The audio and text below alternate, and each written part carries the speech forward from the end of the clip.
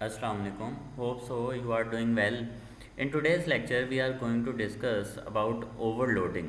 अब देखें ओवरलोडिंग जो है ये बहुत ही आसान और इजी कॉन्सेप्ट है। इस लेक्चर में हम डिस्कस करेंगे कि ओवरलोडिंग जो मेथड ओवरलोड करना है हमने ये क्यों करना है, इसके एडवांटेजेस क्या हैं, इसका यूज़ क्या है, ये सारी चीज़ें हम डिस्कस करने जा रहे हैं। तो सबसे पहले देखते हैं कि मेथड ओवरलोडिंग का प्रोग्रामिंग में यूज़ किधर होता है। देखिए हम स्टार्ट से पढ़ते आए हैं कि कोई भी मैसेज प्रिंट करने के लिए या वेरिएबल की वैल्यू प्रिंट करने के लिए हम system dot out dot println जो है ये यूज़ करते हैं। सपोज़ कि मैंने अपना नेम प्रिंट करना है तो सिंपली मैं क्या लिखूँगा, प्रिंटलन का मेथड यूज़ करेंगे और इसके अंदर नेम जो स्ट्रिंग है ये आप पास कर देंगे। फिर मैंने किसी वेरिएबल की वैल्यू जो है वो डिस्प्ले करनी है। सपोज़ कि मैंने एक इंटीजर वेरिएबल लिया है n और इसको वैल्यू असाइन की है 10। अब इसकी वैल्यू प्रिंट करनी है तो again system dot out dot println लिखेंगे और इस वेरिएबल का नेम लिख देंगे विच इज़ n। तो n की जो वैल्यू होगी प्रिंटलन का मेथड वो वैल्यू प्रिंट कर देगा। Same as it is suppose के मैंने कोई डबल वेरिएबल ले लिया और डबल c इक्वल्स 2.2, ठीक है, और इसकी वैल्यू प्रिंट करते हैं तो system dot out dot println c, ठीक है। तो अब c की वैल्यू जो है वो प्रिंट हो जाएगी। अब अगर आप देखें तो इधर प्रिंटलन जो नेम है ये सेम है, लेकिन इसके अंदर जो टाइप ऑफ आर्गूमेंट है ये डिफरेंट हो रही है। अब देखें इधर मैंने क्या पास किया, इधर हमने पास किया स्ट्रिंग, जबकि इधर क्या पास किया, इधर पास किया इंटीजर वैल्यू।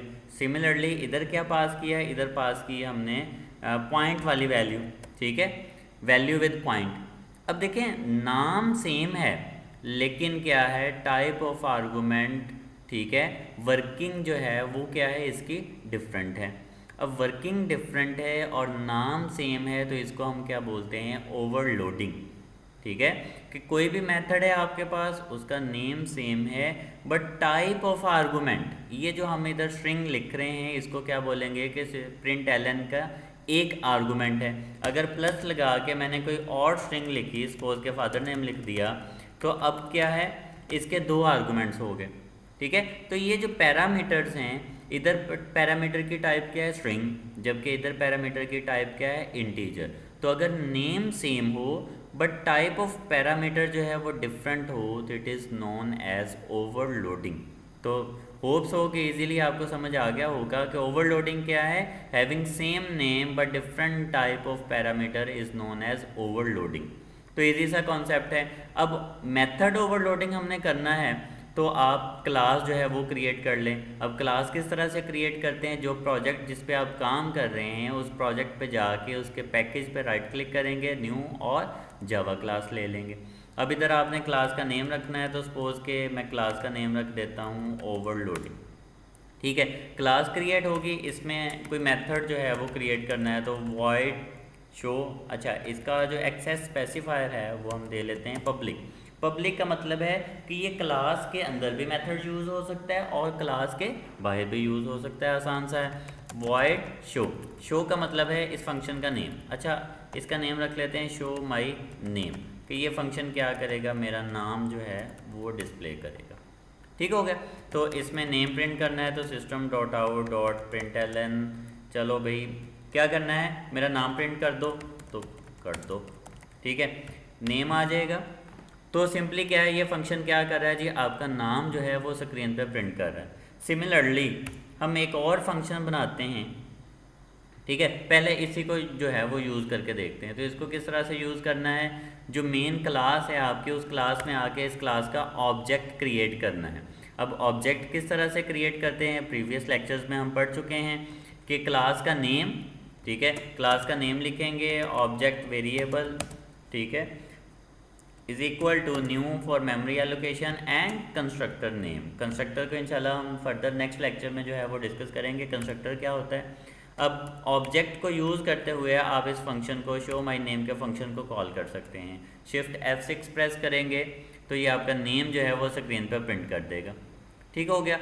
अब इसी तरह से ये तो एक फंक्शन जो है हमने क्रिएट कर लिया शो माई नेम के साथ। अब कोई और फंक्शन क्रिएट करते हैं, suppose public void show my name, यही फंक्शन मैंने दोबारा क्रिएट कर लिया तो प्रॉब्लम आ गया। अब प्रॉब्लम, एक तो स्पेलिंग गलत हो गए, ठीक है, तो प्रॉब्लम क्या है जी, प्रॉब्लम ये है कि वो कह रहा है कि जी भैया आप ये कर रहे हो कि आपके दो बेटे हैं और आप दोनों बेटों का नाम सेम रख रहे हो। ठीक है, ये प्रॉब्लम है। इसका नेम भी शो माई नेम रख दिया, इसका नेम भी शो माई नेम रख दिया। अब जब मैं इसको कॉल करूँगा तो कौन सा बेटा आएगा, पहले वाला आएगा या दूसरे वाला आएगा, क्योंकि दोनों का नाम क्या है, सेम है। तो मेथड ओवरलोडिंग के अंदर ये प्रॉब्लम होती है। अब इस प्रॉब्लम को सॉल्व किस तरह से किया जाए, ठीक है। अब बहुत ही सिंपल है, आप क्या करें, इधर कोई एक पैरामीटर इसको दे दें स्ट्रिंग टाइप का विच इज़ n, ठीक है, string n, sorry string n, ठीक है। और जो भी वैल्यू इस पैरामीटर में आया है system dot out dot println your name equals plus n, ठीक है, n की जो भी वैल्यू। अब अगर आप देखें तो एक फंक्शन है उसके अंदर पैरामीटर कितने हैं, 0, दूसरा फंक्शन है उसके अंदर पैरामीटर कितने हैं, 1। तो जब हम फंक्शन कॉल करेंगे ये वाला जिसके अंदर कोई पैरामीटर पास नहीं किया, इट मीन्स कौन सा फंक्शन आप कॉल कर रहे हैं, वेरी फर्स्ट पहले वाला।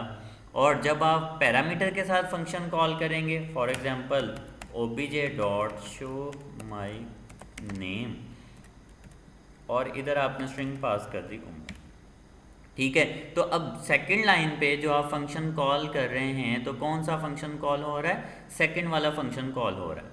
इट मीन्स कि ये दोनों फंक्शंस क्या हैं, ओवरलोडेड हैं, नाम सेम है लेकिन डिफरेंट आर्गूमेंट्स हैं। एक में 0 आर्गूमेंट है, 0 पैरामीटर है, जबकि दूसरे में 1 आर्गूमेंट है। क्लियर हो गया। अब अगर आप इस प्रोग्राम को रन करेंगे तो एक लाइन में मोहम्मद उमर और दूसरी लाइन में योर नेम इक्वल्स उमर जो है वो डिस्प्ले हो जाए। तो होप सो ओवरलोडिंग का जो कॉन्सेप्ट है ये क्लियर हो गया होगा कि ओवरलोडिंग में क्या होता है, नाम सेम होगा लेकिन नंबर ऑफ आर्गूमेंट्स डिफरेंट होगी।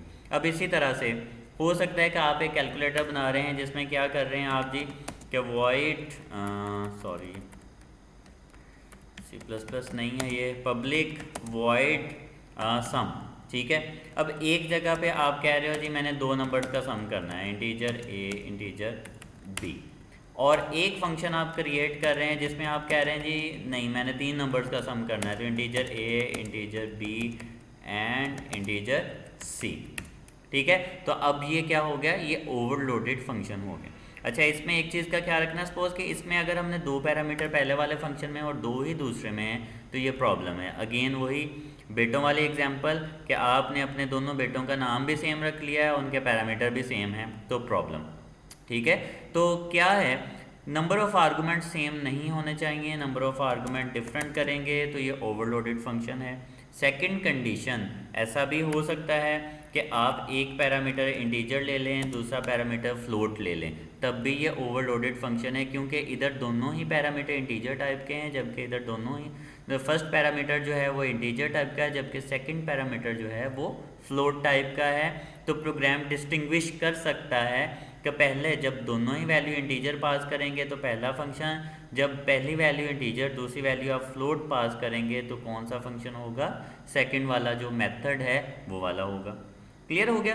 तो हमने ये कंक्लूजन ड्रा की कि फंक्शन के आर्गूमेंट डिफरेंट हो सकते हैं, फंक्शन के आर्गूमेंट की तरतीब आगे पीछे हो सकती है कि दोनों इंटीजर, इसमें इंटीजर फ्लोट। तो डेफिनेशन की तरफ चलते हैं। मेथड ओवरलोडिंग क्या होता है, सेम नेम डिफरेंट पैरामीटर।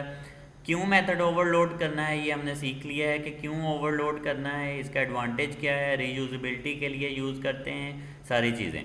उसके बाद 3 जो है वो इसकी कह सकते हैं कैरेक्टरिस्टिक्स या मेथड्स हैं। Overloading by changing the number of arguments, number of arguments एक में 2 है, दूसरे में हम 1 कर दें तो ये क्या है, ये ओवरलोडेड मेथड है। दूसरा क्या है, by changing the data types of parameter, एक में इंटीजर दूसरे में आपने दूसरा पैरामीटर फ्लोट ले लिया, तब भी overloaded method. By changing the sequence of parameter, के ऐसा भी हो सकता है कि इधर आप पहला फ्लोट दूसरा इंटीजर, इधर पहला इंटीजर दूसरा फ्लोट, ठीक है। तो तीनों केसेस में जो आपके मेथड बनेंगे वो कौन से बनेंगे, ओवरलोडेड मेथड्स बनेंगे। तो उम्मीद है कि ये कॉन्सेप्ट आपको क्लियर हो गया होगा कि मेथड्स को ओवरलोड किस तरह से करते हैं और क्यों करते हैं। तो नेक्स्ट लेक्चर में इंशाल्लाह हम डिस्कस करेंगे कंस्ट्रक्टर के बारे में। बहुत ही आसान है और बहुत ही बेसिक जो है वो कॉन्सेप्ट है ऑब्जेक्ट ओरिएंटेड प्रोग्रामिंग का। तो इस लेक्चर के लिए इतना ही। अल्लाह हाफिज़।